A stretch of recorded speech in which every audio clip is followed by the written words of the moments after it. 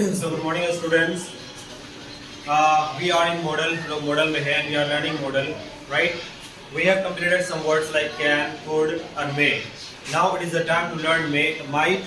अब हमें might सीखना है and so that is why I have written here might. हमने यहाँ पे might लिख रखा है और जो सबसे पहले यूज होता है might का, right, in spoken English, that is for doubtful possibility, यानी कि संदेहपूर्ण संभावना, यानी वैसा पॉसिबिलिटी जहाँ पे आपको संभावनाएं थोड़ा कम हो, या यूँ कह लें कि वहाँ पे जो है पॉसिबिलिटी यानी चांसेस जो होते हैं वो 25% से भी कम हो सकता है या इतना हो सकता है, राइट।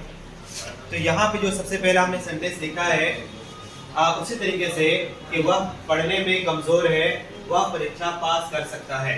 तो आपको जैसे पता है कि जो स्टूडेंट पढ़ने में कमजोर होगा उसका जो है एग्जाम पास करने का चांसेस कितना कम हो सकता है, right. And that is why I have written here for you is he is weak in a study. He is weak in a study. वह पढ़ने में कमजोर है, right? तो पढ़ने में जब कमजोर है तो परीक्षा पास करने का जो चांसेस है वो बहुत ही कम है, right? That is why इसीलिए कि he might pass the examination. इसका मतलब ये है कि वह पढ़ने में कमजोर है, वो शायद ही परीक्षा पास कर सकता है, right? नेक्स्ट हमारे पास है कि आसमान साफ है। आसमान साफ है, आज शायद ही वर्षा हो सकती है। तो दैट मीन्स कि जब आसमान साफ होगा तो वर्षा होने की जो संभावना होती है वो बहुत कम होगा, अंडरस्टैंड। इसीलिए हमने यहाँ पे लिखा है the sky is clean, the sky is clean, it might rain today, right, it might rain today. और हमने यहाँ पे टुडे को लास्ट में लिखा है बिकॉज हम जानते हैं कि टाइम जो होता है हमारे सेंटेंस में, हम टाइम को सेंटेंस के अंत में लगाते हैं, राइट। आगे चलते हैं नंबर 3 वाले में। तो वह बहुत गरीब है, वह शायद ही कार खरीद सकता है। तो वह बहुत गरीब है, जो कि सिंपल सेंटेंस है, तो ही इज वेरी पुअर, वो बहुत ही गरीब है, राइट। वो शायद ही कार खरीद सकता है, तो he might buy a car.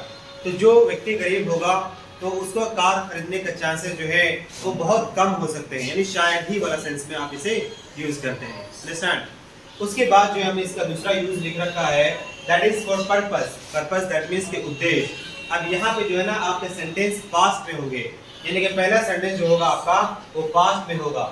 तो इसीलिए हमने यहाँ पे लिख रखा है कि हम लोग यहाँ आते थे, हम लोग यहाँ आते थे ताकि अंग्रेजी सीख सके। तो ये आपका जो है ना पास्ट टेंस हो गया शुरुआत में, और इसीलिए यहाँ पे हमें माइट को हमको लगाना पड़ेगा। सो वी केम हियर, हम यहाँ आते थे ताकि, तो so that we might learn English, right. Next इज वह तेज दौड़ रहा था यानी पास्ट है, ताकि रेस जीत सके, पास्ट के बारे में बात कर रहे हैं। तो he was running fast so that, ताकि he might win the race, ताकि वो रेस जीत सके।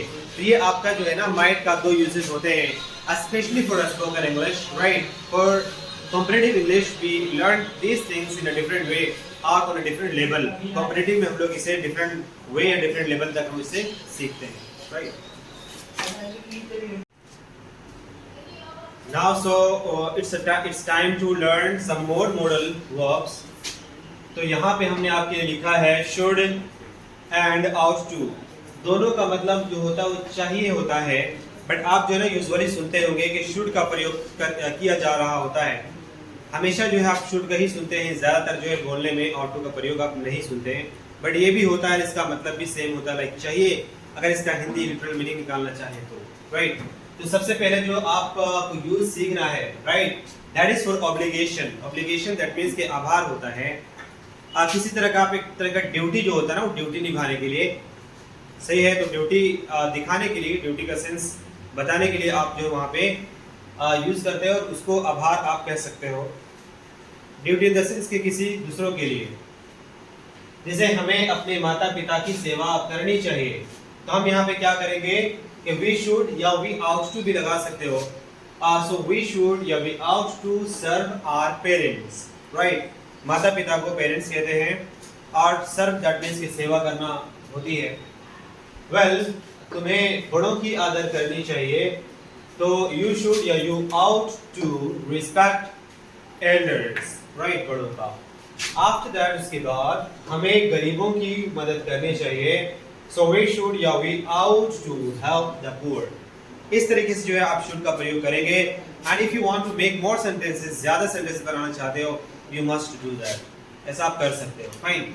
Next we have that is necessity, मतलब हिंदी में जरूरत, इसका मीनिंग होता है सजेशन, दैट मींस के सलाह होता है। आप किसी के लिए सलाह देते हैं, राइट। सलाह इन द सेंस के वो अपने लिए काम करे, ज्यादा यही समझ में आता है सलाह से। तो अगर आप किसी को कहते हो कि तुम्हें अंग्रेजी सीखनी चाहिए, तो यहाँ पे अगर आप देखें ना, तुम्हें अंग्रेजी सीखनी चाहिए, तो अंग्रेजी सीखना जो है एक जरूरत भी हो सकता है उसकी, और आपकी तरफ से एक सलाह यानी सजेशन भी दिख रहा है, राइट। तो यू शुड लर्न इंग्लिश। दूसरा जो है आपका उसे मेहनत करना चाहिए, राइट। तो मेहनत करना, इसकी जरूरत, डेफिनेटली जरूरत है, फाइन। या आप बोल रहे हो तो आपकी तरफ से ये सलाह भी है, तो he should work hard, he should work hard, मतलब he should work hard। अब जो है हमें कुछ और तरह के सेंटेंसेस देखना पड़ेगा should के साथ, राइट, क्योंकि should का थोड़ा बड़ा यूजेस होते हैं, बड़े इस्तेमाल भी किए जाते हैं।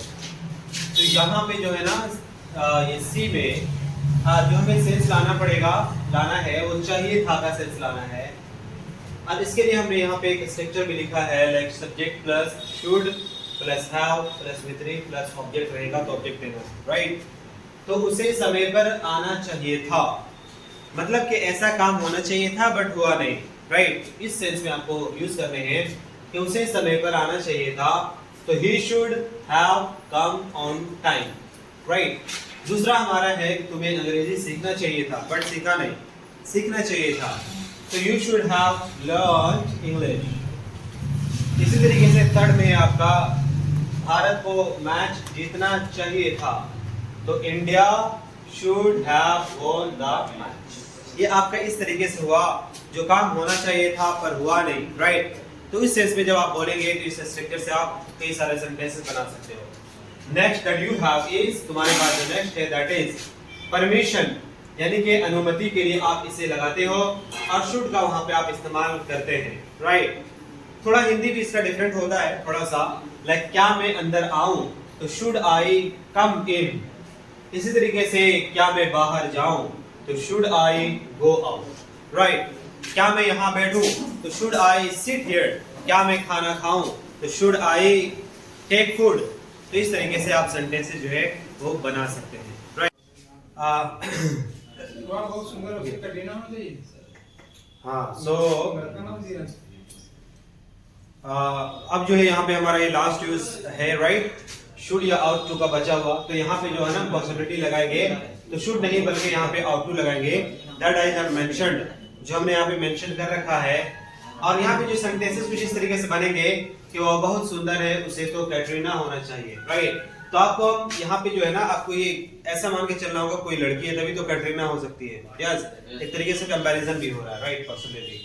तो she is very beautiful, she ought to be Katrina. अच्छा, यहाँ पे बी आपको लगाना है, she ought to be Katrina, right. उसके बाद हमने एक और सेंटेंस लिखा है, तुम बहुत हैंडसम हो, तुम्हें तो सलमान होना चाहिए। तो आप इसे खुद से बना सकते हैं, that you are very handsome, you are very handsome. उसके बाद you ought to be Salman. हालांकि सलमान वैसा हैंडसम नहीं बचा, लेकिन फिर भी एग्जांपल यहाँ पे लेना है। तो तुम बहुत हैंडसम हो, तुम्हें तो सलमान होना चाहिए, तो you are very handsome, you ought to be Salman, right.